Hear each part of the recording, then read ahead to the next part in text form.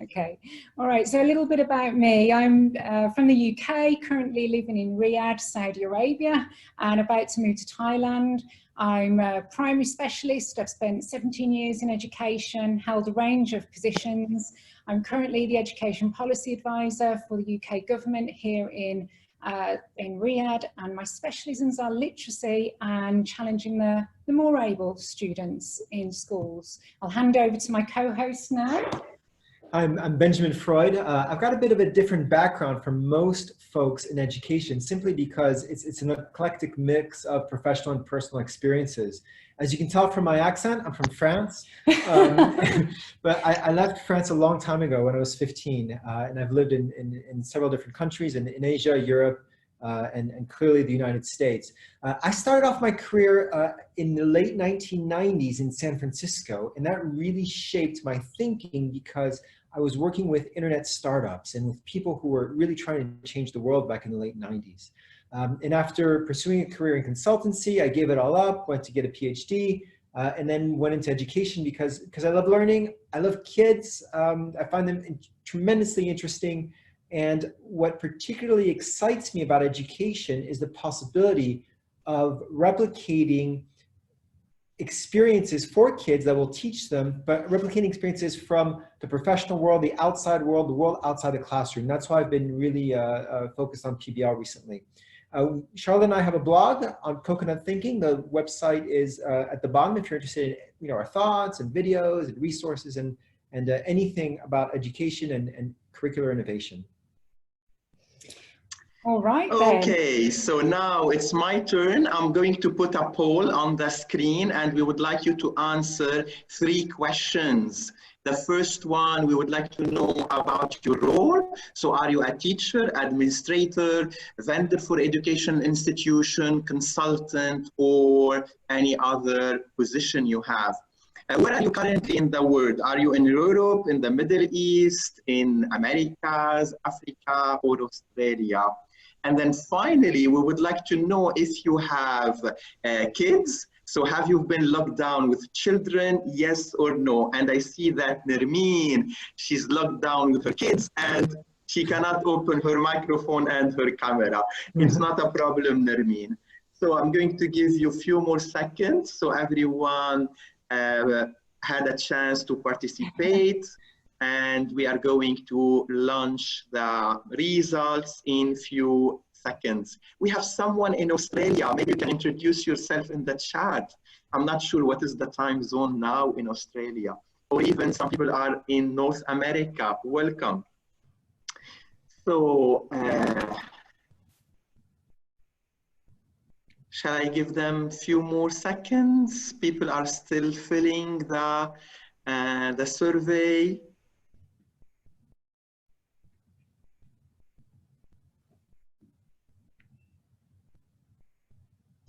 And here we go. I'm going to end the polling and I'm going to share the results on the screen. So Benjamin and Charlotte, we have 35%, we have 83% they are teachers. Okay. Tara, hello Tara. Yes, Tara will be hosting a webinar with us also very soon. So thanks for joining. We have 60% are based in the Middle East. I'm also interested to know who's in North America, so maybe they can tell us in the chat. And we have 62%, they are locked down with the children. So hopefully those information will help you in the presentation and in the sharing. Okay, thanks for that information, everyone. Hopefully there's going to be something that is useful and interesting and thought-provoking, regardless of whether you are locked down with your kids or whether you're a teacher. And these are just some of the guiding questions for this webinar. So this is obviously all in the context of lockdown at the moment. In times of crisis, it's a good time to reflect, and especially right now, there's probably lots of us are thinking about what we've lost from our lives at the moment. But also there's opportunities to consider how we can gain. A sort of a broader overarching question is to think about why school. And Benjamin and I are talking about the physical school. And by that, we mean the school where everyone is face to face. So part of this webinar will be addressing, why do we have school? Why do we have a physical school? Obviously, through our time in lockdown, whether we're a teacher, a school leader or a parent, has anything changed or shifted in our understanding of what learning is? And if so, is there anything that you can do in your role as a teacher, as a parent, when we have a return to physical school? And finally, you can see that there's a question at the bottom there in terms of what's on your mind. So if you have any questions, please feel free to jot them through on the chat. We've got our pens here and a notepad. We'll write them down and hope to either discuss them or help you answer them or help you solve them. So that's to sort of frame our webinar today. Okay. So we'd like to hear from you about your experiences. The lockdown is it's a very particular time. It's the first time in the history of the world that everyone has a shared experience, or at least 93% of the world has a shared experience, which is that they have limited freedom to leave. And there's many things that this opens up in terms of opportunities, and many things that means we can't do. I haven't had a haircut in 3 months. And so these are the realities. So if you could get on the chat and write one thing that you've been able to do that you would otherwise never have had the opportunity to do. And also perhaps something that you missed, something that you haven't been able to do that you wish you could have done, that you would have done during normal times. So let's see what your thoughts are, and if there's similarities, commonalities, differences as we share this experience together.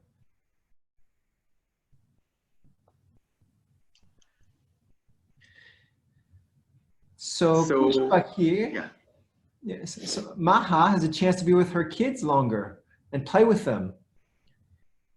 Baking, work from home while being present for my little 1-year-old. I mean, that's really important, isn't it? That's going to create some important bonds down the road that wouldn't have happened.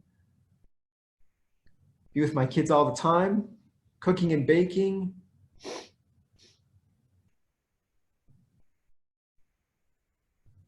Read books, exercise every day, which is quite paradoxical because being locked down, we would think that we have less time to do so, but some of us have found time to exercise more, which is fantastic. I see we've got a yogi on the chat, Ali, making more time for yoga. Me too, and I've actually just really hurt my back, so I've had to stop doing that for a while. We got a blogger, someone who can finally sleep. What about things that you haven't been able to do?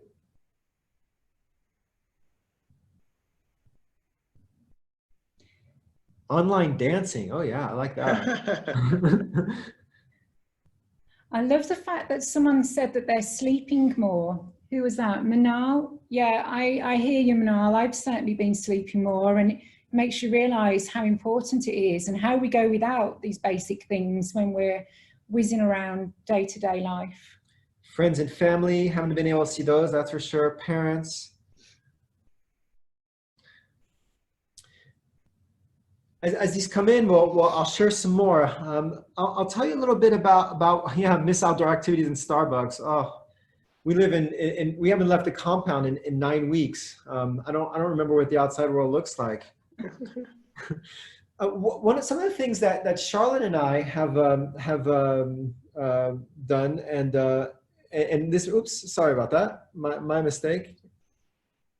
Some of the things that Charlotte and I have been able to do, which is fantastic, is also spend more time with our kids, and to be able to also blog and do podcasts and just read a lot more. So there are a lot of commonalities in terms of the experiences that we have, and I guess that's what makes us human. And what really this is an opportunity to do is talk about VUCA. And some of you might have heard the term VUCA, about volatility, uncertainty, complexity, and ambiguity. And this is a concept really that's been around for quite a long time, and it encapsulates a world where we have changing technologies and we don't know what's going to happen, and we have careers that go in different directions.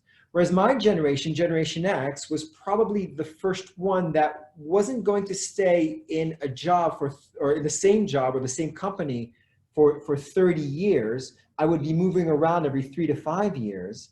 Nowadays, kids are expected to move industries every so often. So that's something that's a significant shift. And so we can have curricular experiences that kind of try to teach kids to be problem solvers and deal with uncertainties and be able to be creative in the way they address certain situations or challenges. But there's nothing better for learning than experience. And this is an experience right now that we all share. Little ones might not understand why they can't play with their friends. Older ones might not understand why they can't play with their friends and have to figure out ways to be creative with or without a screen. There's a lot of things right now that's going to carry, the kids are going to carry throughout their lives. And so we have to think about what stays, the stickability of learning, and how the curriculum can focus into this as we try to prepare them for 50 more years of pandemics, changing industries, technologies that move very fast and so forth. So we'd like to talk to you about our two kids briefly, Alexia and Nico. And this is Alexia. She's 10 years old.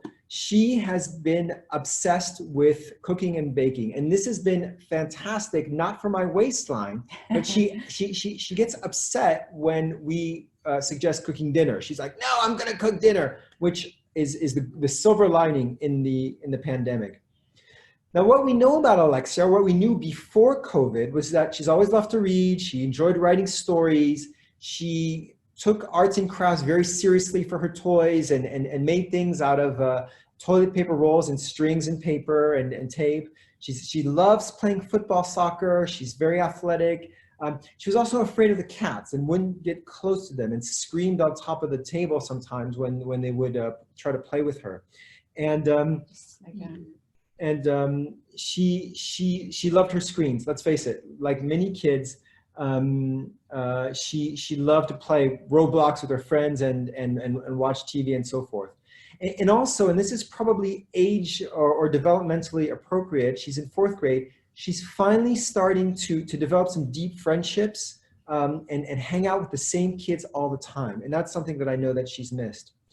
So what we have learned about Alexia, when we have spent 24/7 with her, managing remote learning, having to entertain her, having to manage our own lives with her around, is that she continues to be creative. She continues to love arts and crafts and painting. She continues to find ways to entertain herself in the imaginary world of her toys. She's also started to look for answers, specifically when it comes to baking and cooking. We have a very small supermarket here, and sometimes we just can't get some of the products and goods that she needs for her baking. So she looks for substitutes online. She researches it. She finds ways to take her favorite meals and bring them to the dinner table. She's more relaxed. She manages money. I just give her cash and she comes back and she's able to buy the cheapest items for what she needs to bake. And she's incredibly independent. She does her own thing. She cooks her own dinner. And this is something that I really didn't know that qualities that she had. And interestingly, now she's really interested in the cats, now that she's forced to be with them. She's focused. She'll spend about 4 hours baking cakes, which is amazing for a 10-year-old. She's not so crazy about cleaning up. She's not so focused when it comes to that, but at least the making of the cakes is certainly there. And the other things that we're seeing is she still loves her screens. You know, if I told her she could be on them for 10 hours, she would probably not do anything else. And that's something that we have to keep in consideration. And also, she still needs to think about her chores. She's not always great about cleaning things up. We're having her do her laundry, you know, all those little things that nobody likes. She keeps doing that as well.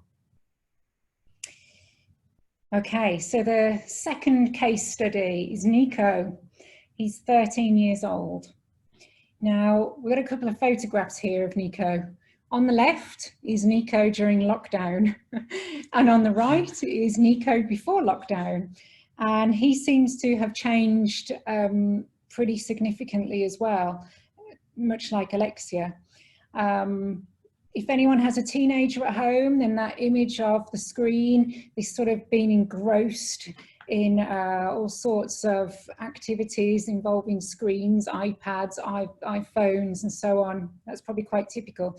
So before COVID, this is what we already knew about Nico. Again, he's a voracious reader. He has his own ways of making money. Sometimes we're not sure how we feel about this, but he's very entrepreneurial. He's not really into sports. In fact, he told us quite recently that he's now given up on athletics at the age of 13, and sort of trying to get him to use that energy that a teenager or a child has is an ongoing target for us.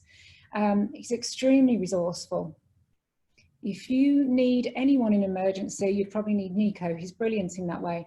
He loves animals, he loves his screens, and a bit differently to Alexia, he's a social butterfly. He's got lots of friends from all sorts of backgrounds. And so this is what we've noticed about Nico. These are the changes that we have seen in him since being on lockdown. He is even more entrepreneurial now. For those of you familiar with Minecraft, he's set up his own server, he's been invited into other servers, he's setting up a little business using Minecraft. And he does spend a lot of time on his screen, but we're okay with Minecraft because it's creative. And the fact that he's now using his time in an entrepreneurial way, we think is pretty exciting. He's completely engrossed. Now, at a recent parents' evening, we were told Nico, much like his peers, found it difficult to focus for longer periods. The screen was a big distraction. But what we've seen in him at home is when he's focused on his hobbies, he's absolutely engrossed. And that's a really important learning attitude we've noticed in him that we didn't necessarily realize before. He has quite an impeccable attention to detail, even when it comes down to critiquing his sister's baking, to talking to us about films or books or anything around the home. He's very detail orientated. He's still very playful. That's one of the ways in which we try to get him to exercise and dispense of all that energy. Because he's resourceful, we've noticed just how well he is at solving problems, finding answers, finding alternatives. He's extremely creative, and his Minecraft has really honed in on this for us. Sometimes he's resilient, and much like with many children out there, he's resilient when it really interests him. But this has been quite interesting to observe. Way too much time spent on his screen time, and in fact we now have a contract at home to help support his self-regulation, because he, not like his sister, he finds it quite difficult to draw the line, and he does need to go out more and be more physical. So being in lockdown has reinforced some things we already knew about the children, but also because we've had a pause to the physical school, and because distance learning hasn't really taken up as much time in the school day, and because they haven't had those social engagements, the children have had to turn their attention to other things in order to keep themselves interested and enthused. And this is something that we notice. Kids are going to be engrossed in whatever they do, in baking, in Minecraft, whatever project, or building a cat playground. And they've had to stop what they are really enjoying to go do remote learning lessons. And they haven't been very excited about this. And it brings up the question, why is it that the curriculum fails to excite kids? And can we justify this? How much learning could happen if the kids are doing it as a task-related activity? How much does the learning stick when they don't actually really want to do this compared to other things? Now, of course, you know, nobody wants to go to school. There's this whole stereotype, well, I don't want to go study and so forth. But we have to ask ourselves, why? Why is that okay? Because the kids love to learn. Again, Alexia loves to learn about baking. Nico loves to learn about airplanes and all these things. So the love of learning is there, but what is it about the way the curriculum is delivered or the nature of the curriculum that makes it so that they're not exciting? Because remote learning is really showing, uncovering some of the issues that we have here. And so we've been thinking a lot about how can we take what the kids are really interested in, their hobbies, and is there a way to build skills, the skills of writing, of numeracy, of interactions, collaboration, into things that they're interested in? Okay, so at this point, Ali is going to do something that gets people into breakout groups. And so what we would like you to do, regardless of your role, whether you're a parent, whether you're single, whether you live with a couple, whether you are a teacher, what have you noticed about learning in regards to the children in your life? And whether they are the children in your class, your own kids, other kids in your family, or maybe even about yourself. What have you noticed about learning behaviours? What have you noticed about how you prefer to learn, or how your children prefer to learn? How do they like to engage?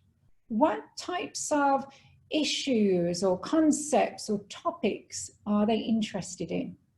And it'll be really interesting to put you in your breakout groups to really explore the differences that you've noticed, and just to see if there's any commonalities there. So I think we're going to set about 5 minutes. So Ali, over to you to do the breakout groups. Thank you.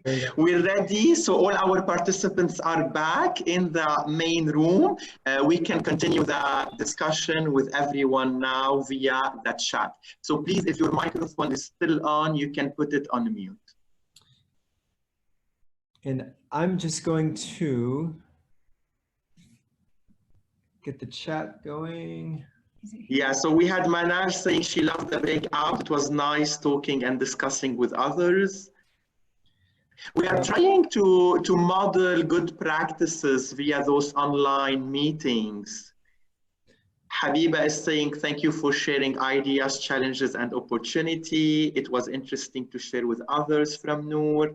Well, one of the things, if I can, while people are commenting, that I'd like to say is in our breakout room, we were lucky to have a parent and a teacher who were very positive about what's going on. And it just underscores that there's no real manual about how to do remote emergency learning.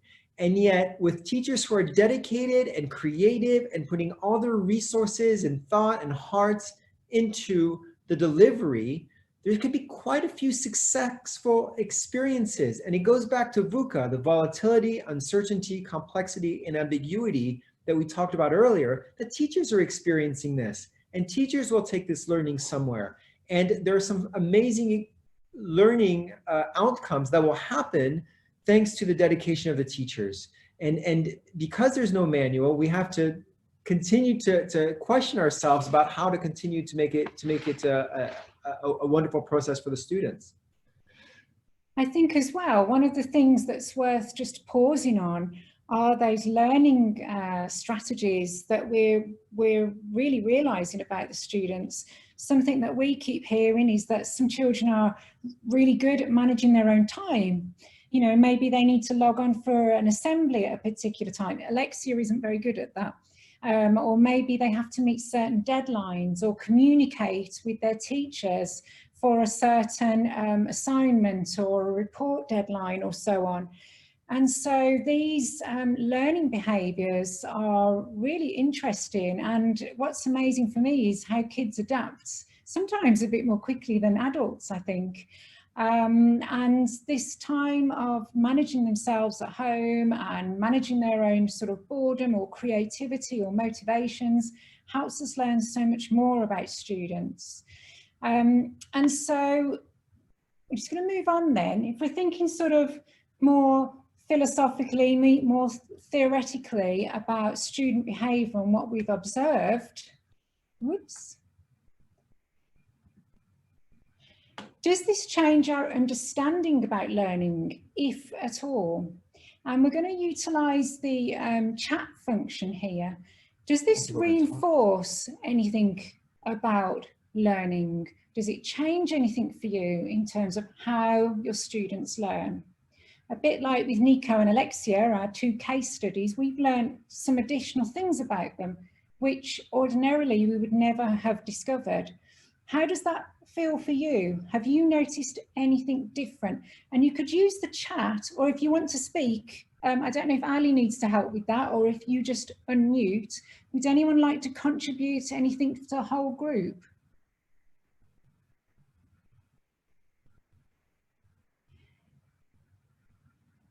Someone's mentioning here on the chat about more experiential, hands-on, which I think is a wonderful comment, to be able to figure out a way without being with them to have them explore and do different things in projects. Some students learn and perform better alone without distraction from classmates. Well, that's true, isn't it? Social interaction is really necessary for learning in many ways, but sometimes being able to focus is also quite interesting. So that's something that we can take on moving on to the next school year. I love that comment from Nermeen about students being more connected to the real world. I've read a lot of articles from various places where students are now going out into the community, talking to their neighbours, talking to people in the apartment blocks, looking at what's in their locality a little bit more. That's really interesting. I wonder if in the busyness of everyday life, you know, the school run, activities at school, after school activities, maybe home learning, back at home, maybe these are some things that we miss. Now, Noor is saying something, or wrote something that is particularly intriguing.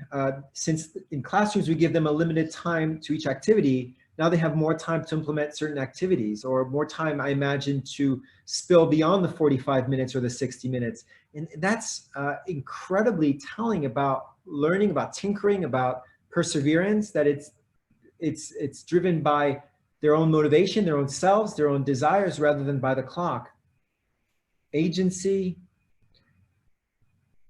We have seen a lot also of maturity, more responsible, so more skills related to life. So those also are some idea from that comment.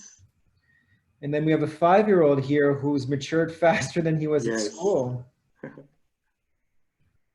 That's brilliant. We actually have Nico and Alexia doing their own laundry now. I never thought that we would see that day, but it's just been fine. It's now something that they do. Oh, I love that. Karen has said that the neighbourhood has become full of possibilities.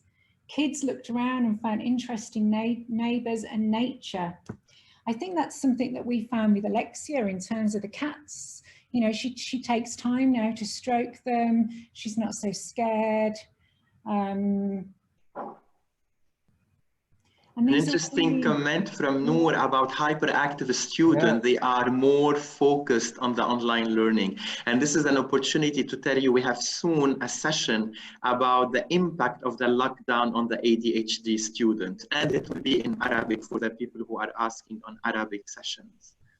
And it just, again, brings us back to not having a manual about how to do this. And the teachers are really building the plane as it's flying. And so many are finding wonderful ways to capture the attention and imagination of the students. And sometimes they're not. And that's okay too, because every student is different.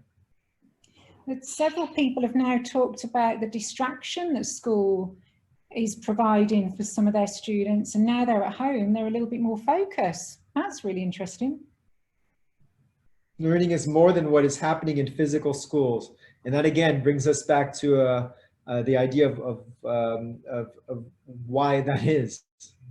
And this isn't something we'll answer today, but it's something that maybe a seed that can be planted in all our minds. A couple of people have noted the challenge that is faced by students with additional needs. Yes. That's very difficult to cater for, particularly if you've got parents who maybe are less aware of how to help their children, or maybe don't have the time because perhaps they're trying to work as well. That's a real worry, I think, for educators, to think that there are some students who are having some difficulties. These are fantastic. Ali, is there a way of capturing all of these comments? Yeah, true. They will be saved in our like Zoom cloud. That's brilliant. Okay, so if these are sort of bigger issues that we are finding out about our students, let's think about taking action as we try to change the slide. See, Luca. Oh, let's see if I can go this way. There we go. Okay, these are some of the things that we noticed. Just try to keep this snappy. Students have more opportunities to have choice. If they're not so keen on doing an activity, they can put it off and do it later. That's what we found with our two, and that's been quite motivational. And particularly for Nico, the 13-year-old, we think he's actually doing more work at home than he was actually doing at school, because for him, choice is extremely motivational. The second thing we noticed is this aspect of time. Alexia likes to bake for 4 to 5 hours. And we actually call her Gordon Ramsay because she gets a bit shouty, because she's so in the moment, she's so passionate about her baking and cooking, and giving her this sort of free rein to bake and cook in her own time is really motivational for her. And we also noticed that they're developing slightly different interests now, because they perhaps don't have the pressures of school, or they have to be creative at home to keep their own motivations going. Okay. Before, let me comment on this slide, Charlotte and Benjamin. I have a 4-year-old daughter, as you know, or if you don't know, so I have a 4-year-old daughter, and I'm working with her on daily basis with distance learning or online learning. Yeah, Sausan, this is sometimes the problem of the technology. So the teachers in KG1, they are sending us optional tasks. And then this is also very new, like she can choose what she would like to do. And then this is again aligned very well with the choice, the time, and the interest, even if they are younger, because we are getting also plenty of questions about early years. And so just offering the student a variety of tasks per week that they need to complete, and we are getting one obligatory task per day. So one, it's really the must. It's like if you want the heart of the curriculum, and then the other things, they are optional based on their interest and based on a choice or something else. And yes, differentiation strategies. Absolutely. So going back to that chart, what do we have in the next slide? So this is thinking practically now. If anything has shifted in your mind in terms of learning, or the importance of school, or what your learners actually need in order to be more successful, what can you do about this, if at all? If you're going back to school in September, how can you take your learning and make a difference in physical school? Or if you're a parent, when physical school starts up again, is there anything that you will do differently in the home?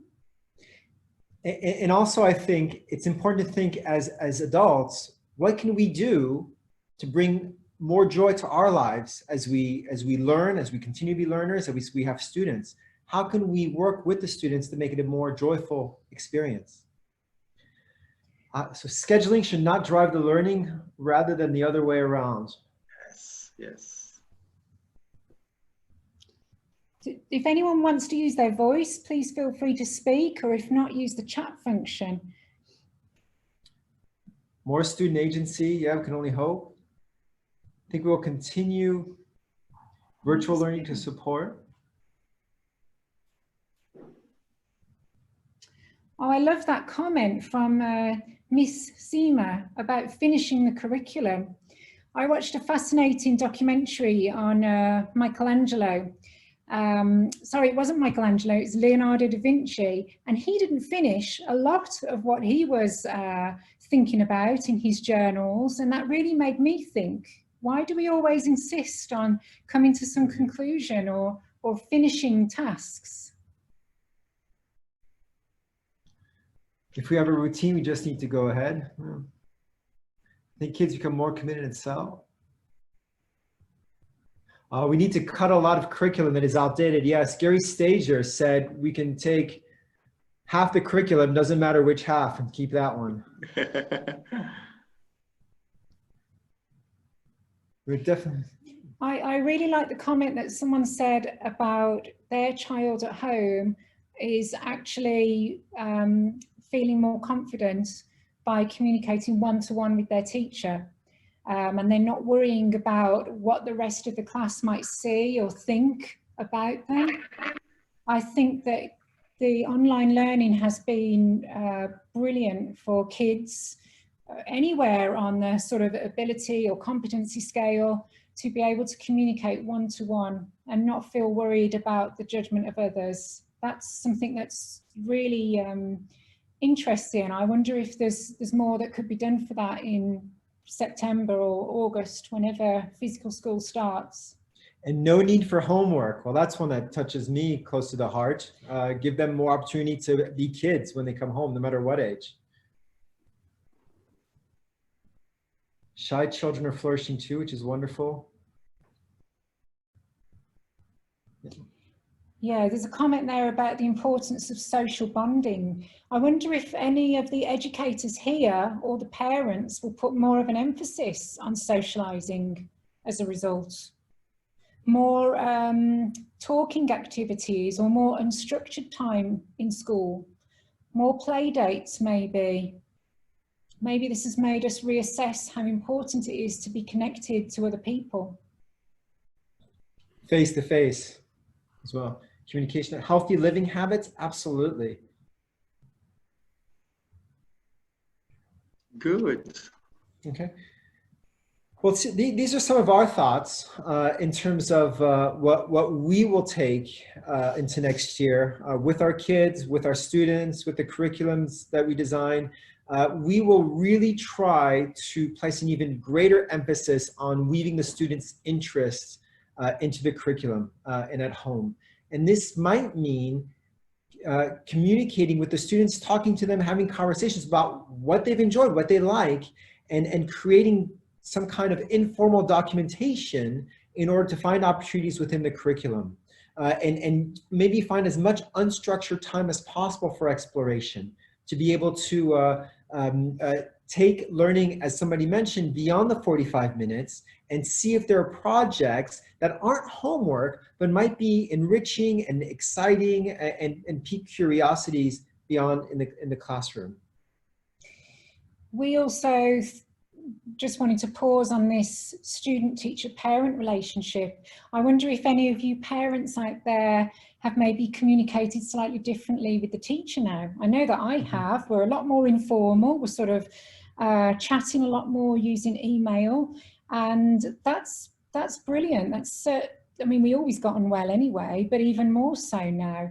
And it is about that human contact and having, I think informal communication is good. Hopefully, if you've got a good teacher for your child, then it will be positive. But looking at the triangulation of the student, the teacher and the parent, and bringing everyone together, because if everyone is talking, sharing experiences, that's only going to benefit the student and their learning. So really taking time to nurture those relationships, paying attention to what the students are interested in, and really taking time to have positive interactions with the teacher, I think is important. One issue that's very close to my heart is advocating for teacher autonomy.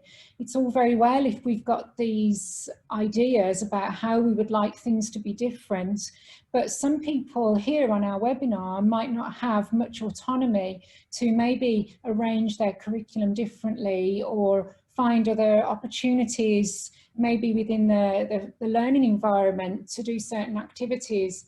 And I think that there has to be a sense of giving the teachers a lot more autonomy, because hopefully they know what's best for the children that they teach. And finally, just to really underline the community engagement part of all of this, hopefully this has given everyone a chance to really look at what's on their doorstep. I love talking to one of the ladies in the breakout groups about the bean plants that are now being planted in gardens. And I know that my niece and nephew back home have been talking a lot about baking jam tarts and passing them on to their neighbours. And I hope that this time has shown us how important the locality is. Sometimes we get a bit fixed on international engagements and, you know, connecting with a school that's on the other side of the world. To what extent do we do that with our immediate community? Whoops. And so that brings us to the final reflection for this webinar. And here we have the thinking activity. I used to think, and now I think. And we're just going to pause here to give people time to reflect. There's still some really great comments coming through on the chat. Maybe listening to each other has maybe reframed some thoughts for you or reinforced them. And I'll give you an example of I used to think, and specifically with Nico. I used to think that I had to really try to push him in order for him to complete his work because he was disorganized. But now I think that actually giving him more freedom paradoxically allows him to structure his own day, and more freedom means more structure for him because he's deciding that. And that's really shifted my thinking. So if you want to type those into the chat, or if anyone would like to speak their final reflections, that would be really wonderful. So we have here. Hello. Hello. Yeah. Hi. May I give the reflection? Sure. Yes. Thank you so much. It's me, Rezwan from Bangladesh. I'm working in IB school. We are following only IB POIP, and I'm a teacher of grade 2. Thank you so much. That's a lovely session you're covering and sharing your ideas and experience with everyone in the IB world. You know, this kind of activities we are also doing, but we are doing online things through Google Classroom and Google Meet.